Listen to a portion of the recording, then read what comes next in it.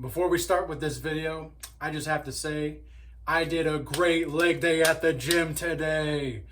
Man, it was solid. You know, it's one of those workouts where afterward you can barely walk.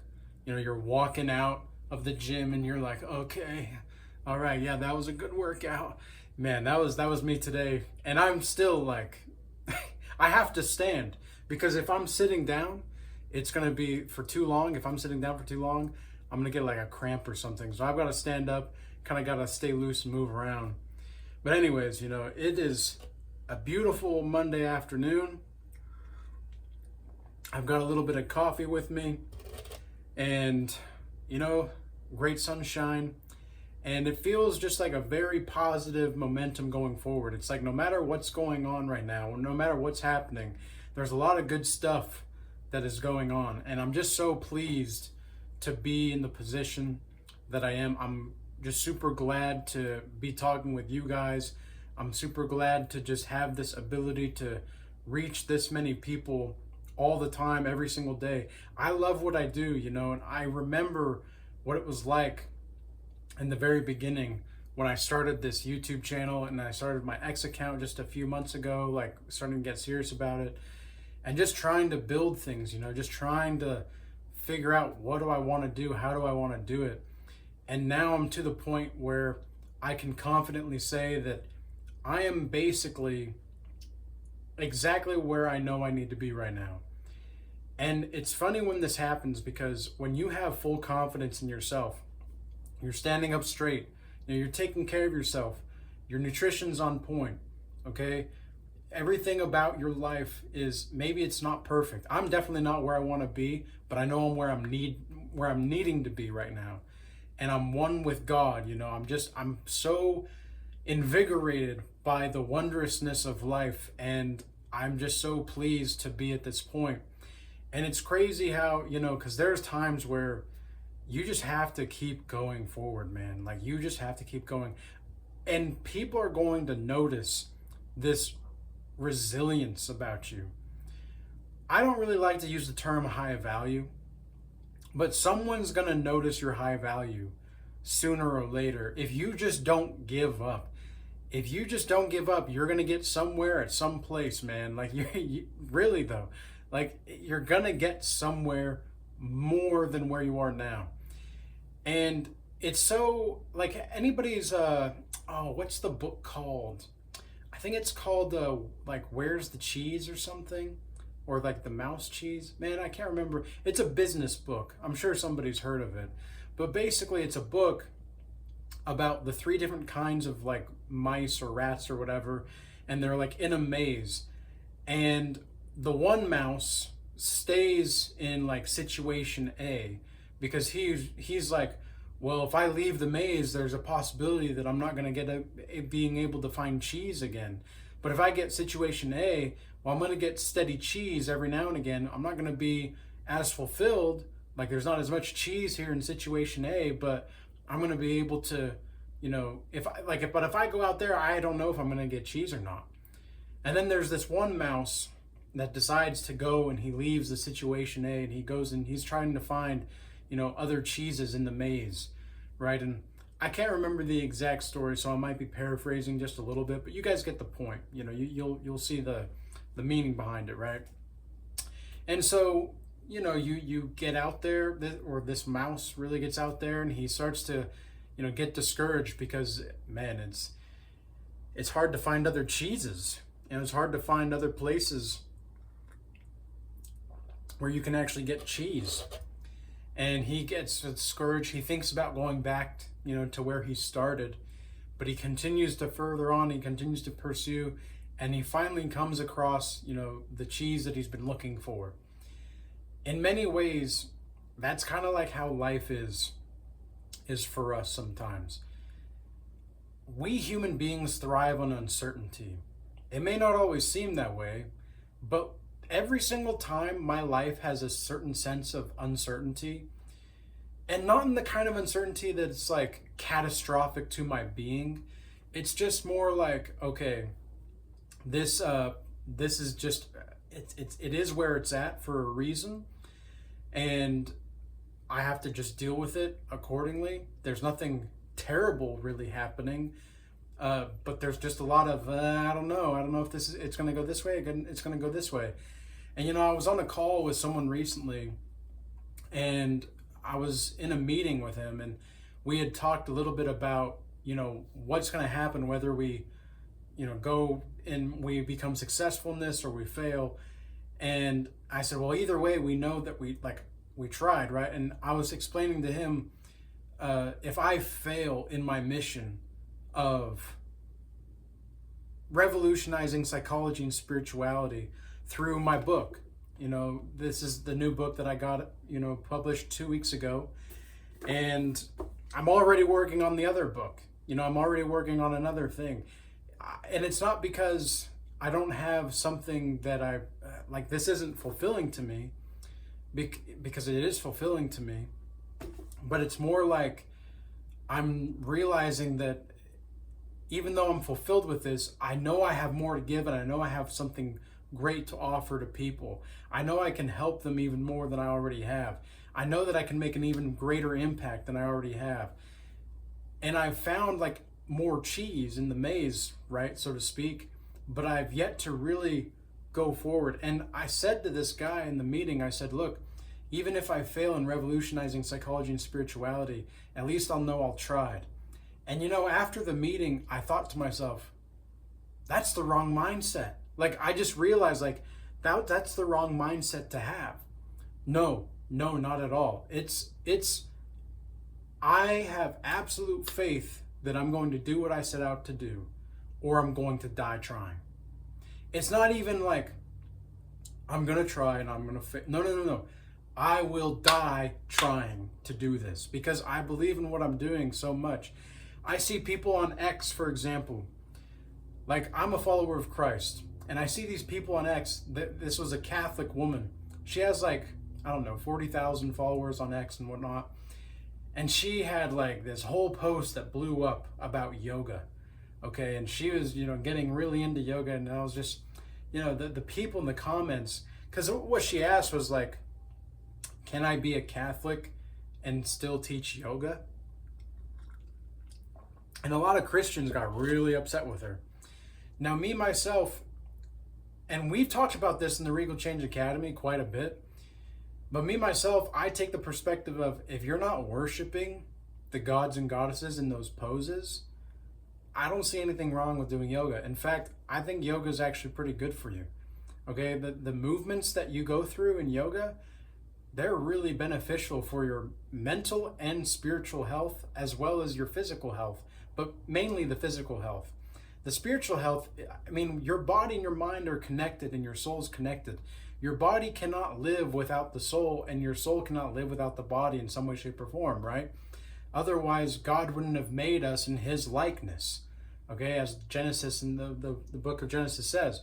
So why are we trying to demonize something that's healthy for you? Yes, it has its pagan roots in some sense, but at the same time, there's a bit of truth to it. And I think that anytime there's a bit of truth to things, this is something I talk about in my book as well, is there's a truthfulness in most things and most cultures. But a lot of people don't want to acknowledge the truthfulness because they're so focused on being right. People are so focused on being right. And when you're not focused on being right, but you want to win. That's the difference between me and a lot of people. I want to win. I was, I remember playing sports recently. I was playing basketball. And this older guy was, he was trying to start some stuff and whatnot. And I just played it cool, and I just played the game. And he was just like, man, you really want to win, don't you? And I said, isn't that why we're here? What? We're just gonna just chill. If it's a competition, and you're trying to make it a competition, yeah, I'm gonna go hard. I'm competitive like that, but I'm not competitive it's not it's a competitiveness that's non-competitive. I know that I'm just trying to be the best version of myself in that moment. I'm not trying to, oh, I have to win this person because I have to win this person. No, it's like, oh, this person wants to play. Oh, well then, by golly, my good sir, let's get some play on. That's the way that I view it. Because I'm like, look, if you want to chill, I'm gonna match energy a lot of the time. I reciprocate energy.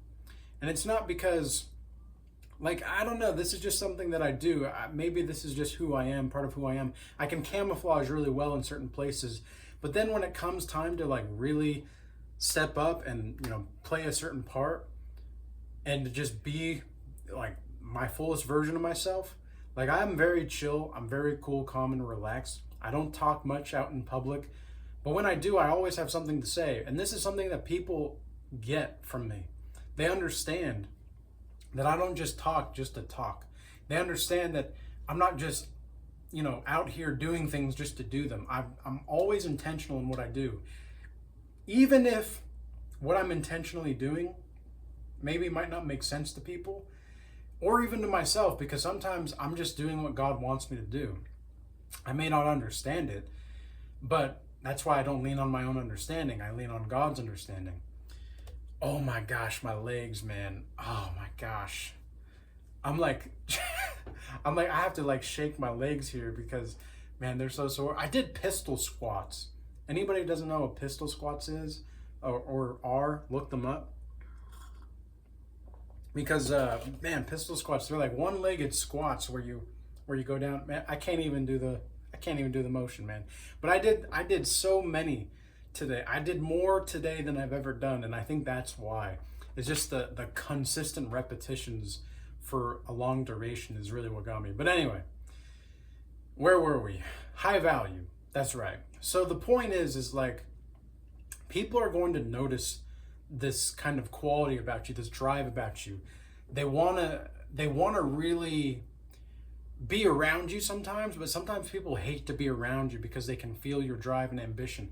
And it's like, why don't you have ambition? Why don't you have drive?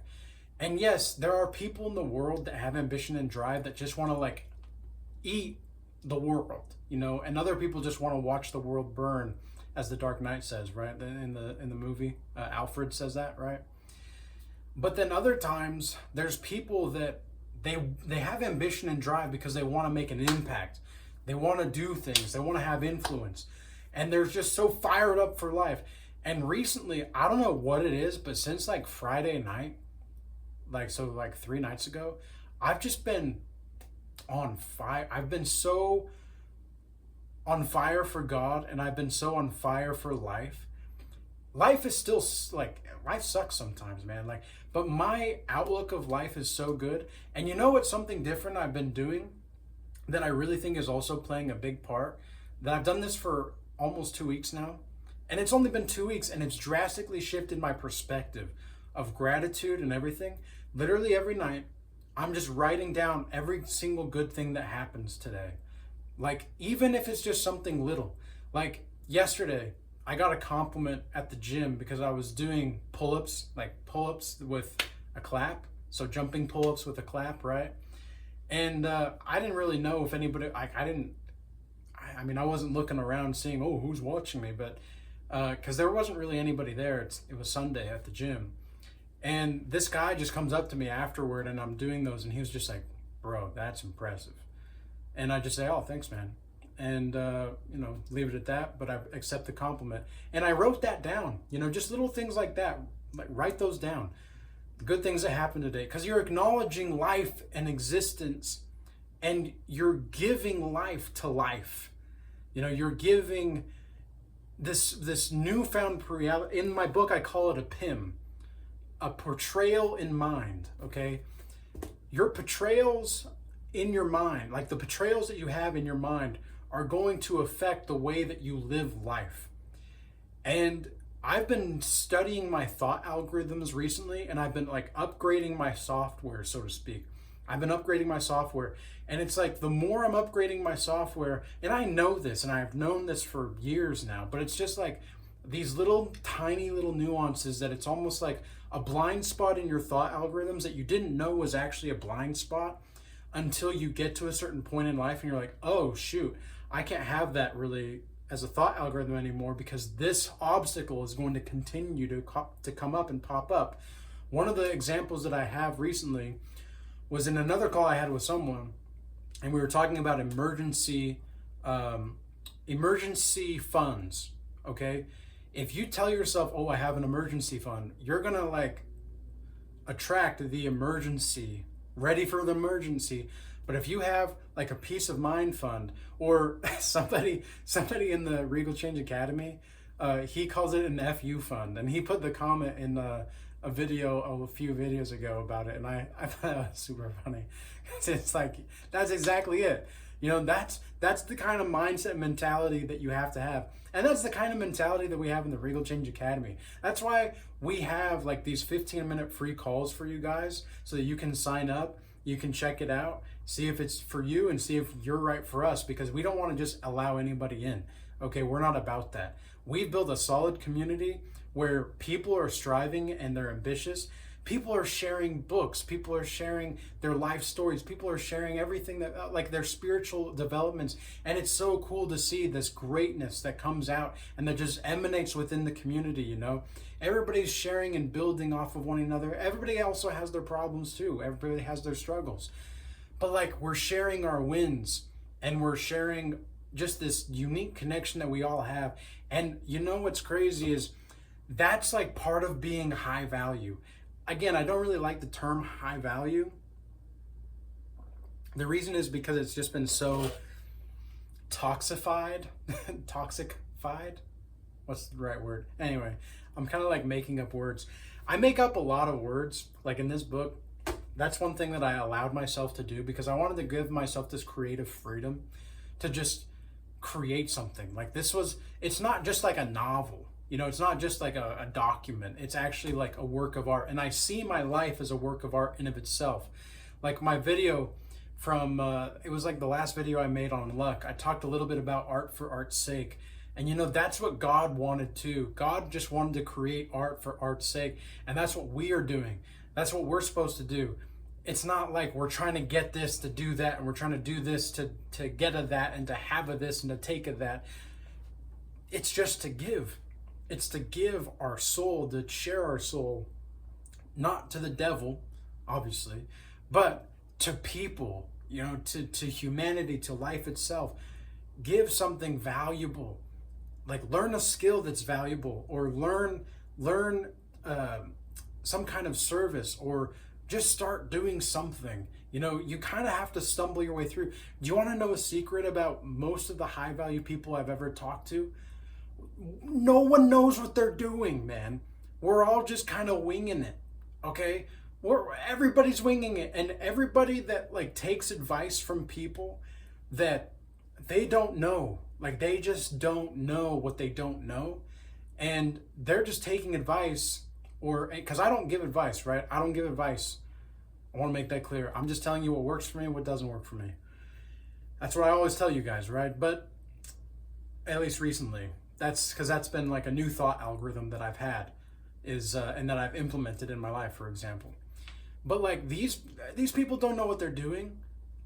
Like they do, but they don't, right? Because we're all on this earth looking up into the heavens. Somebody in the community posted today about the like looking up into the stars. Okay, he looked up into the stars, and he was just, you know, seeing the stars, and had that like childlike wonder and such, you know, just feeling like he's so small and grand, but God is so big and beautiful. Like, and it's not like he's like small. It's just that there's a whole universe out there, bro. There's a whole universe, and you're stuck like thinking about things. Not you, but like people. There's so many people that are stuck thinking about nothing, talking about nothing. This is something else that people mentioned in the community recently. They're like, yeah, you know, I'm on the bus, you know, for my job to get here to there, and I hear the people that are just talking about nothing. And it's like, yeah, that's why we're here, so that we can actually talk about something. You know, we want to actually build something. And people are hungry for that. You know, people are hungry for that. And you know what I've noticed? The more high value you are, like the more it's going to be difficult for you to actually create something meaningful with people in your vicinity, because you might start to have the mindset and the tools and the spiritual understanding of like, okay, I'm already here. Like, I know where I'm at. The way that I view it is that you have an ego to live up to, right? That's the way that I see it. You have a healthy ego to live up to because it's damn better than the alternative. Okay, it's really, really so much better than the alternative. The alternative keeps you stuck in life. The alternative keeps you like that crab in the bucket mentality. All right, you want to have that fire. You want to have that zest. You want to have that force. And you want to be able to express yourself boldly and confidently while also being cool, calm, and collected. Being energetic, being high energy, man, there's nothing like being high energy, high integrity, and just loving people. That's just, life is so much more beautiful this way. It's hard to get there, and sometimes it's hard to like keep it, right? Because man, some humans, man, they're like, it makes you think twice, like, what in the world are we doing, man? Like, but that's like the whole point, right? It's a constant non-eradication of striving for excellence in all of our ways. So with all that being said, I hope this message was useful and insightful for you. You know, I really hope that you guys get out there and you guys are seeing that, like, the more you develop yourself and the more you work on yourself, and it's not like a self-development, like, remember, I'm retired from self-development. Okay, what I'm more concerned with is just developing the skills of who I am and developing my knowledge. Like right now, I'm reading the Bitcoin Standard. I might make a video about it because, like, actually like analyzing it down the line when I'm finishing with it, because it's so important. Like, it's so important to have knowledge. Like, I've been, as a person and just as like a person that is, you know, building his life, you know, I've been like in the mentor mode and in the building mode and in the conquering mode and in like the lion mode, the godlike savage mode for so long now that like I'm noticing that's like, okay, no. I need to still be in that like scholarly mode where sometimes I need to just take in information. I need to feed myself good knowledge about the world and the way that it works. I need good knowledge. I need to understand how things are working and why things are working the way that they are. I need to understand history. This is why we do class series in the Regal Change Academy, is because we want to learn how to implement these historical and philosophical and psychological understandings of life and actually implement them and apply them in our life while holding each other accountable in doing so. And I think that's very powerful, and I think that's something that we're just missing a lot of in this world, is that kind of accountability and true, authentic life. You know, and that's what I'm seeing that we need more of, and I'm just so blessed to be in this position, and I'm just so blessed to have this abundance of gratitude, because I put in the Telegram channel, because it's a free Telegram channel for anybody that doesn't know. There's a lot of like branches to this, in case you guys haven't noticed that. But like in the Telegram channel, something I mentioned today was how hope and abundance are the last things I'll ever lose, as a mindset for abundance, and then hope. I will not lose that. I refuse to lose that. The godlike savage within me refuses to lose it. All right. Now, with all that being said, I'm going to finish this coffee. I'm going to get some good rest. I'm going to get some good meals in. And I hope you all have a blessed rest of your day. Peace, and until next time.